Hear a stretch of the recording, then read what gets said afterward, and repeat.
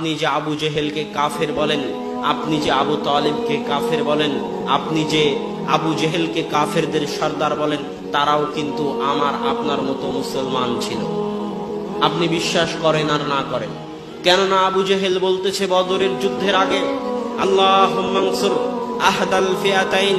কাবা ঘরে গিয়ে আবু জেহেল আল্লাহর দরবারে হাত তুলে বলতেছে, আল্লাহ, আজকে বদরের যুদ্ধে আমি মুহাম্মাদের মুখামুখি, এই যুদ্ধে যারা হকের নিকটবর্তী তুমি তাদেরকে বিজয় দান করো।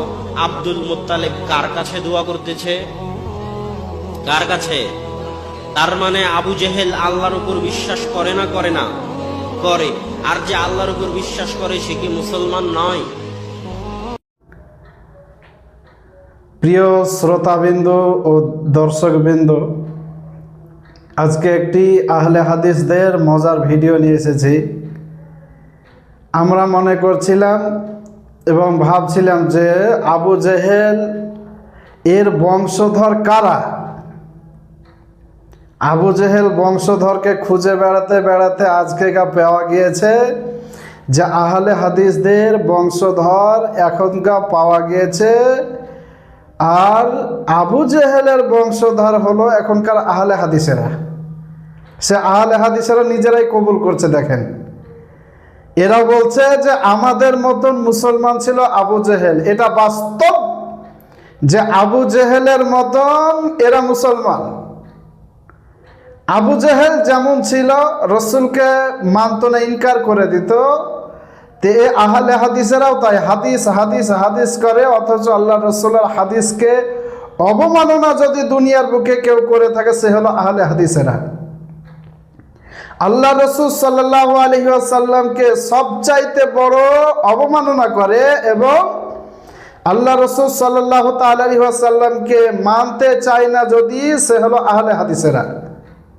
এর অনেকগুলো দিক আছে, যেমন আল্লাহ রসুলের দুরুদ সালামকে মানতে চায় না, আল্লাহ রসুল সাল্লাল্লাহু আলাইহি সাল্লামকে নূর মানতে চায় না, আল্লাহ রসুল সাল্লাল্লাহু আলাইহি ওয়াসাল্লামের হাজির নাজির মানতে চায় না, আল্লাহ রসুল সাল্লাল্লাহু আলাইহি সাল্লামের সম্পর্কে বলে যে মরে মিশিয়ে গেছে মাটির সঙ্গে, আল্লাহ রসুল সাল্লাল্লাহু আলাইহি ওয়াসাল্লামকে বলে যে তারা যে আল্লাহ রসুল পড়া জানতেন না, মূর্খ ছিল।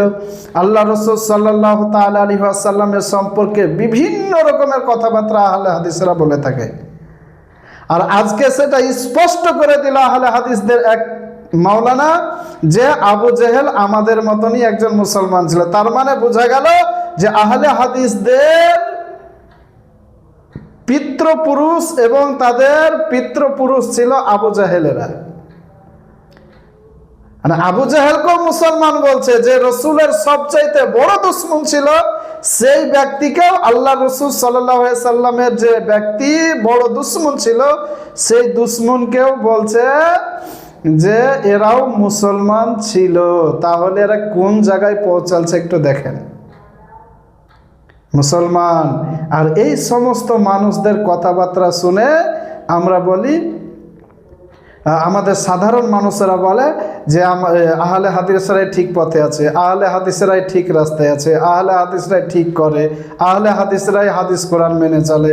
অথচ যদি আপনি ভিতর ঘেটে দেখেন বা ভিতরে যদি খুঁজে দেখেন, তো সবচাইতে বড় হাদিস ও কোরআনের দুশমন হলো আহলে হাদিসেরা। অনেক কিছু তাদের প্রমাণ পাওয়া যায়, অনেক কিছুর দিক থেকে আপনার দেখা যায় যে আহলে হাদিসেরা আল্লাহ রসুল এবং কোরআন এবং হাদিস তার অবমাননা করে থাকে, সেগুলোকে ইনকার করে থাকে। একমাত্র একটাই জামাত এবং সুন্নি মুসলমান এমন একটা জামাত, যে জামাত আল্লাহ রসুল সাল্লাল্লাহু আলাইহি ওয়াসাল্লামকে সম্মান করে, হাদিস ও কোরআনও মানে, সাহাবাদেরও সম্মান করে, আহলে বায়াতদেরকেও সম্মান করে এবং মেনে থাকে। আমাদের আহলে সুন্নাত ওয়াল জামাতেরা কোনো আলিমের মুখে, কোনো সাধারণ মানুষের মুখে শুনতে পাবেন না যে সাহাবাদেরকে মানছে, আহলে বায়াতদেরকে মানে না, আহলে বায়াতকে মানে, সাহাবাদের সম্পর্কে কোনো খারাপ কথা বলে, সব সাহাবা আহলে বায়াতকে মানে, নবীদের সম্পর্কে কোনো খারাপ কথা বলে, এইরকম কিছু পাবেন না। পাবেন যত আহলে হাদিসদের কাছে, তাদের মুখ থেকে নিজেরাই শুনলেন যে আবু জেহেলও তাদের মতন এক মুসলমান ছিল। এবার ফায়সালা আপনাদের, যে আবু জেহেলের মতন মুসলমান আপনারা হয়ে তাদের সঙ্গ দিবেন, নাকি আবু বকরের মতন মুসলমান হয়ে তাদের সঙ্গ ছাড়বেন। আল্লাহ তাআলা আমাদেরকে বুঝার এবং মেনে চলার তৌফিক